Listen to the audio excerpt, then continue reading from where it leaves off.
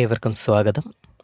Second സെമസ്റ്ററിലെ mechanics and properties of matter എന്ന പേപ്പറിലെ സെക്കൻഡ് മൊഡ്യൂളായ റൊട്ടേഷണൽ മെക്കാനിക്സിനെ കുറിച്ചാണ് നാം സംസാരിക്കുന്നത്. നമുക്കറിയാം, മെക്കാനിക്സ് എന്ന് പറഞ്ഞാൽ വസ്തുക്കളുടെ മോഷനും അതുമായി ഇൻവോൾവ് ചെയ്തിരിക്കുന്ന ഫോഴ്സുകളെക്കുറിച്ചുള്ള പഠനമാണ്. മോഷനുകളെക്കുറിച്ച് വളരെ മുന്നേ തന്നെ നമ്മൾ പഠിച്ചിട്ടുണ്ട്. പ്രധാനമായും നമ്മൾ പഠിച്ചിരിക്കുന്നത് വസ്തുക്കളുടെ ട്രാൻസ്ലേഷണൽ മോഷനാണ്. ഒരു വസ്തു അങ്ങനെ തന്നെ ഒരിടത്ത് നിന്ന് മറ്റൊരിടത്തേക്ക് മൂവ് ചെയ്താൽ അത്തരം മോഷനുകളെ വിളിക്കുന്ന പേരാണ് ട്രാൻസ്ലേഷണൽ മോഷൻ. ഉദാഹരണമായി, ഒരു സർഫസിലൂടെ സ്ലൈഡ് ചെയ്ത് നീങ്ങുന്ന ഒരു ബോക്സ്. ട്രാൻസ്ലേഷൻ മോഷനുമായി ബന്ധപ്പെട്ട് Newtonian mechanics, kinematic equations of motion എന്നിവ നമുക്ക് പരിചയമുള്ളതാണ്. ഇവിടെയെല്ലാം നമ്മൾ എടുക്കുന്ന ഒരു അസംപ്ഷനുണ്ട്. ഈ എല്ലാ കേസിലും നമ്മൾ ഒബ്ജക്റ്റിനെ പോയിൻ്റ് ഒബ്ജക്റ്റ് ആയിട്ടാണ് പരിഗണിക്കുക. പോയിൻ്റ് ഒബ്ജക്റ്റ് എന്നാൽ വസ്തുവിൻ്റെ വലുപ്പം അത് സഞ്ചരിക്കുന്ന ദൂരത്തെ അപേക്ഷിച്ച് വളരെ വളരെ ചെറുതാണെങ്കിൽ അത്തരം ഒബ്ജക്റ്റുകളെ വിളിക്കുന്ന പേരാണ് പോയിൻ്റ് ഒബ്ജക്ട്സ്. എന്നാൽ എല്ലായ്പ്പോഴും പോയിൻ്റ് ഒബ്ജക്റ്റുകളല്ല, നമുക്ക് വലുപ്പം കൂടിയ extended ബോഡീസിൻ്റെ മോഷനുകളെക്കുറിച്ചും പഠിക്കേണ്ടതായിട്ടുണ്ട്.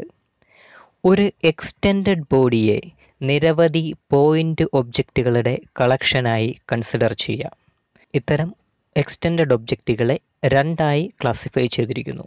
First one, rigid body. പേര് സൂചിപ്പിക്കുന്നത് പോലെ തന്നെ വളരെ റിജിഡ് ആയതുകൊണ്ട് ഷേപ്പിനോ സൈസിനോ ഒരിക്കലും മാറ്റം വരാത്ത ബോഡീസാണ് rigid bodies. By definition, a rigid body is a body in which distance between any two particle is always constant.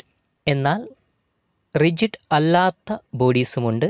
അവ നോൺ റിജിഡ് ബോഡീസ് എന്നറിയപ്പെടും. മോഷൻ കാരണമോ എക്സ്റ്റേണൽ ഫോഴ്സ് കാരണമോ ഇതിലെ രണ്ട് പാർട്ടിക്കിളുകൾക്കിടയിലുള്ള ദൂരം വ്യത്യാസപ്പെടാം. ഇങ്ങനെ വ്യത്യാസപ്പെടുന്നത് കൊണ്ട് വസ്തുവിൻ്റെ ഷേപ്പോ സൈസോ മാറാവുന്നതാണ്. അവയെക്കുറിച്ചുള്ള പഠനമാണ് നാം ഇലാസ്റ്റിസിറ്റിയിൽ നടത്തുന്നത്. നമ്മളിവിടെ എക്സ്റ്റെൻഡഡ് ബോഡീസിലെ റിജിഡ് ബോഡിയുടെ മോഷനുകളെക്കുറിച്ചാണ് പഠിക്കുന്നത്. റിജിഡ് ബോഡിക്ക് എന്തൊക്കെ മോഷനുകൾ സാധ്യമാണ്? ആദ്യത്തെ ടൈപ്പ് നമ്മൾ ഓൾറെഡി ഡിസ്കസ് ചെയ്തിരുന്നു, ട്രാൻസ്ലേഷണൽ മോഷൻ.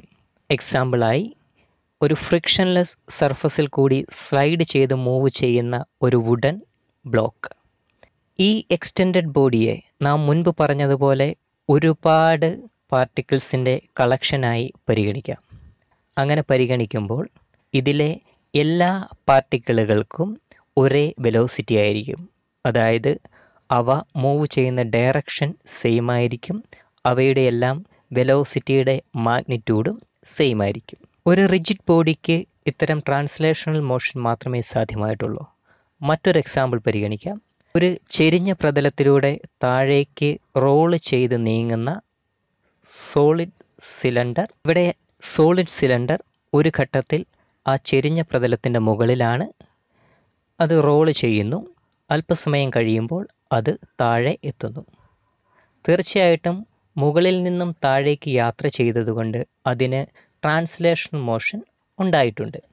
ട്രാൻസ്ലേഷൻ മോഷൻ്റെ പ്രത്യേകതയായി നമ്മൾ മുൻപ് കണ്ടിരുന്നത്, ട്രാൻസ്ലേഷൻ മോഷനിൽ ആ ബോഡിക്കകത്തെ എല്ലാ പാർട്ടിക്കിളുകൾക്കും ഒരേ വെലോസിറ്റി ആയിരിക്കണം.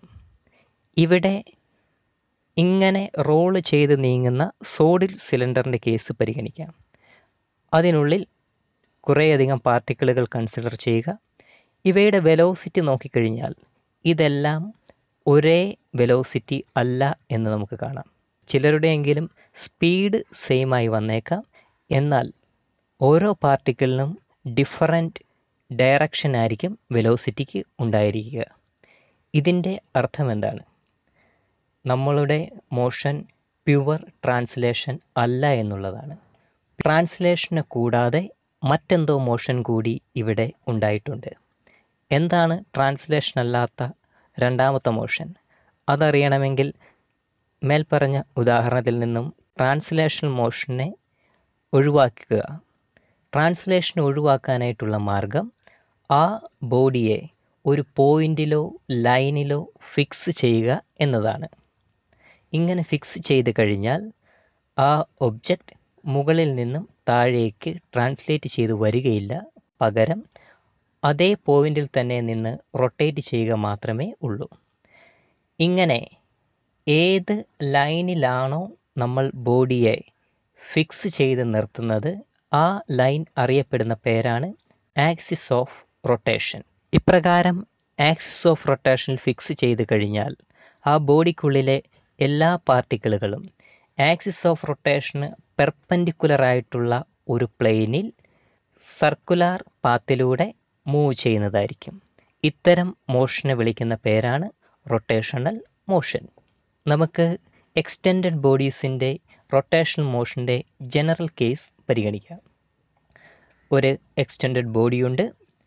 ഒരുപാട് പാർട്ടിക്കിളുകൾ അതിനകത്ത് ഡിസ്ട്രിബ്യൂട്ട് ചെയ്തിരിക്കുന്നു. ഇവയെ ഒരു ആക്സിസിൽ ഫിക്സ് ചെയ്യേണ്ടതുണ്ട്. നാം ഇസഡ് എന്ന് പറഞ്ഞ ആക്സിസിൽ അതിനെ ഫിക്സ് ചെയ്തിരിക്കുന്നു. എക്സ് വൈ ആക്സിസുകൾ ഉണ്ട്. ഇങ്ങനെയുള്ള ബോഡിയിലെ ഒരു പാർട്ടിക്കിളിനെ പരിഗണിക്കുന്നു. സമയം t=0 സെക്കൻഡിൽ ഒരു പാർട്ടിക്കിൾ ഒറിജിനിൽ നിന്നും r ദൂരെ അകലത്തിലാണ് പാർട്ടിക്കിൾ ഇരിക്കുന്നത്. ഈ സമയത്ത് അവൻ എക്സ് ആക്സിസിൽ കോയിൻസൈഡ് ചെയ്ത് നിൽക്കുകയാണ്.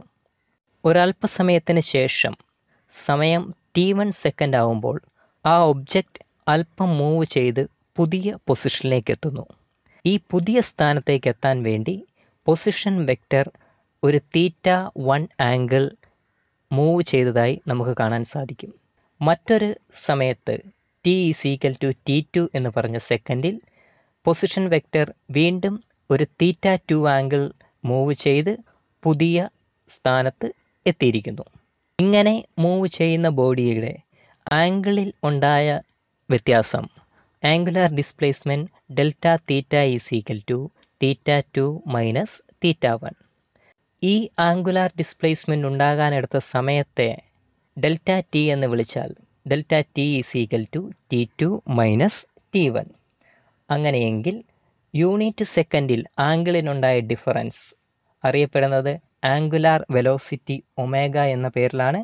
And omega limit delta t tending to 0 delta theta by delta t. എല്ലാ റൊട്ടേഷൻ മോഷനെയും പോലെ ഇവിടെയും ഒബ്ജക്റ്റ് ആക്സിസിന് അറൗണ്ടായിട്ടുള്ള സർക്കുലാർ പാത്തിലൂടെയായിരിക്കും മൂവ് ചെയ്യുക. ഈ മൂവ് ചെയ്യുന്ന സർക്കിൾ ആക്സിസിന് പെർപെൻഡിക്കുലർ ആയിട്ടുള്ള പ്ലെയിനിലായിരിക്കും.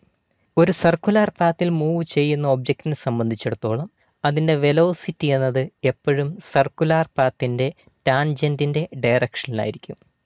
ഇവിടെ ഫിഗറിൽ കാണിച്ചിരിക്കുന്ന പോലെ മൂവ് ചെയ്യുന്ന ഒബ്ജക്റ്റിൻ്റെ പൊസിഷൻ വെക്റ്റർ ആറിൻ്റെ ഡയറക്ഷനിലും വെലോസിറ്റി വിയുടെ ഡയറക്ഷനിലും ആയിരിക്കും. ഇവ രണ്ടും എപ്പോഴും മ്യൂച്വലി പെർപെൻഡിക്കുലർ ആയിരിക്കും. അതുകൊണ്ട് തന്നെ ആംഗുലാർ വെലോസിറ്റി ഒമേഗയുടെ ഡയറക്ഷൻ എന്ന് പറയുന്നത് ആറും വിയും ഉൾപ്പെട്ട പ്ലെയിനിന് മ്യൂച്വലി പെർപെൻഡിക്കുലർ ആയിരിക്കും. അല്ലെങ്കിൽ ആക്സിസ് ഓഫ് റൊട്ടേഷൻ്റെ അതേ ഡയറക്ഷനിൽ തന്നെയായിരിക്കും ആംഗുലാർ വെലോസിറ്റിയുടെയും ഡയറക്ഷൻ. ഇവ തമ്മിലുള്ള relation v=ω×r. Angular velocity constant അല്ലാത്ത കേസിൽ നമുക്ക് ആംഗുലാർ ആക്സിലറേഷൻ പരിഗണിക്കേണ്ടതുണ്ട്. t1 t2 എന്നീ സമയങ്ങളിൽ ഒരു ഒബ്ജക്റ്റിൻ്റെ ആംഗുലാർ വെലോസിറ്റീസ് ω1 ω2 എന്നിവയാണെങ്കിൽ അതിൻ്റെ change in angular velocity delta omega ω2 minus ω1. ഇതിനടുത്ത ടൈം ഇൻ്റർവെൽ ഡെൽറ്റ ടി ആണെങ്കിൽ angular acceleration alpha is defined as limit delta t tending to 0 delta omega by delta t. Translation മോഷനിൽ നമ്മൾ linear മൊമെൻറ്റത്തെക്കുറിച്ച് സംസാരിക്കാറുണ്ട്. Linear momentum P=m×v. എന്നാൽ rotation മോഷനിൽ momentum ആരാണ്? Rotation analog of linear momentum is known as angular momentum. L എന്ന് പറഞ്ഞ letter കൊണ്ടാണ് ഡിനോട്ട് ചെയ്യുന്നത്. L=r×p. ട്രാൻസ്ലേഷൻ മോഷനിൽ ആക്സിലറേഷൻ പ്രൊഡ്യൂസ് ചെയ്യുന്ന ഫോഴ്സാണ്. റൊട്ടേഷൻ മോഷനിൽ ഫോഴ്സിൻ്റെ അനലോഗ് എന്താണ്? ടോർക്ക് എന്ന പേരിലാണ് അറിയപ്പെടുന്നത്. ഡിനോട്ട് ചെയ്യുന്ന ലെറ്റർ ടോ. നമുക്കൊരു ഉദാഹരണം എടുക്കാം. ഒരു ഡോറ് തുറന്നു വരുന്ന എക്സാമ്പിൾ. ഈ ഡോറിനെ സംബന്ധിച്ചിടത്തോളം ഡോറ് ഫ്രെയിമുമായി വിജാഗിരി ഉപയോഗിച്ച് ഉറപ്പിച്ചിരിക്കുന്ന ആ പോയിൻ്റാണ് ആക്സിസ് ഓഫ് റൊട്ടേഷൻ. ഈ ആക്സിസ് ഓഫ് റൊട്ടേഷന് എറൗണ്ടായിട്ട് ഡോറിന് സർക്കുലാർ പാത്തിലൂടെ മൂവ് ചെയ്യാൻ സാധിക്കും.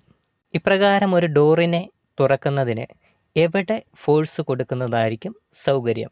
ആക്സിസ് ഓഫ് റൊട്ടേഷനിൽ നിന്നും ഏറ്റവും ദൂരത്തിൽ, സാധാരണയായി ഹാൻഡിലുകളൊക്കെ പിടിപ്പിക്കുന്ന ആ പോയിന്റിൽ, ഡോറിൻ്റെ സെൻറ്റർ ഭാഗത്ത്, ആക്സിസ് ഓഫ് റൊട്ടേഷന് ചേർന്നുള്ള ഭാഗത്ത്. ആക്സിസ് ഓഫ് റൊട്ടേഷനിൽ നിന്നും പരമാവധി അകലത്തിലുള്ള പോയിന്റിൽ ഫോഴ്സ് കൊടുക്കുമ്പോഴാണ് ഏറ്റവും ഈസിയായി ഡോറ് തുറക്കാൻ സാധിക്കുക. അതിനർത്ഥം ഒരു വസ്തുവിനെ റൊട്ടേറ്റ് ചെയ്യിക്കേണ്ടി വരുമ്പോൾ അല്ലെങ്കിൽ ടോർക്ക് ആക്ട് ചെയ്യുമ്പോൾ നാം എത്രമാത്രം ഫോഴ്സ് കൊടുത്തു എന്നത് മാത്രമല്ല, എവിടെ ഫോഴ്സ് കൊടുത്തു എന്നതും ഇമ്പോർട്ടൻ്റ് ആണ്. So torque tau is equal to r cross F. അവിടെ ആർ എന്ന് പറയുന്നത് ആക്സിസ് ഓഫ് റൊട്ടേഷനിൽ നിന്നും ഫോഴ്സ് കൊടുത്ത പോയിന്റിലേക്കുള്ള പെർപെൻഡിക്കുലർ ഡിസ്റ്റൻസ് ആണ്. ആംഗുലാർ മൊമെൻറ്റവും ടോർക്കും തമ്മിലുള്ള റിലേഷൻ നമുക്ക് ഡിറൈവ് ചെയ്യാവുന്നതാണ്. നമുക്കറിയാം angular momentum L is equal to r cross p. അതിൽ പി എന്ന് പറയുന്നത് ലീനിയർ മൊമെൻറ്റമാണ്, which is equal to m into v. Substitute ചെയ്താൽ angular momentum L is equal to r cross m V. ഈ കിട്ടിയിരിക്കുന്ന ഇക്വേഷനെ രണ്ട് സൈഡിലും വിത്ത് റെസ്പെക്ട് ടു ടിക്ക് ഡെറിവേറ്റീവ് എടുത്താൽ dl/dt is equal to d/dt of r cross m v എന്ന് കിട്ടും. RHS സൈഡ് എക്സ്പാൻഡ് ചെയ്യുക.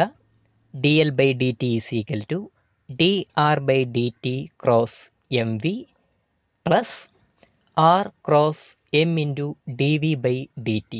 dr/dt എന്നുള്ളത് rate of change of displacement അഥവാ വെലോസിറ്റി ആണ്. അതുപോലെ തന്നെ dv/dt എന്നുള്ളത് rate of change of velocity അഥവാ ആക്സിലറേഷൻ ആണ്. ഇത് രണ്ടും മുകളിലെ ഇക്വേഷനിൽ സബ്സ്റ്റിറ്റ്യൂട്ട് ചെയ്താൽ dl/dt is equal to v cross m v plus r cross m into a എന്ന് ലഭിക്കും. റീഅറേഞ്ച് ചെയ്താൽ dl/dt is equal to m into v cross b plus r cross m a. V cross വിയുടെ value എല്ലായ്പ്പോഴും 0 ആയിരിക്കും. M into a, mass into acceleration എന്ന് പറയുന്നത് force ആണ്. അതുകൊണ്ട് dl/dt becomes r cross F or torque. Linear മോഷനിൽ rate of change of linear momentum എടുത്താൽ force കിട്ടുന്നത് പോലെ rotation മോഷനിൽ rate of change of angular momentum എടുത്താൽ ടോർക്ക് ലഭിക്കുന്നതായിരിക്കും.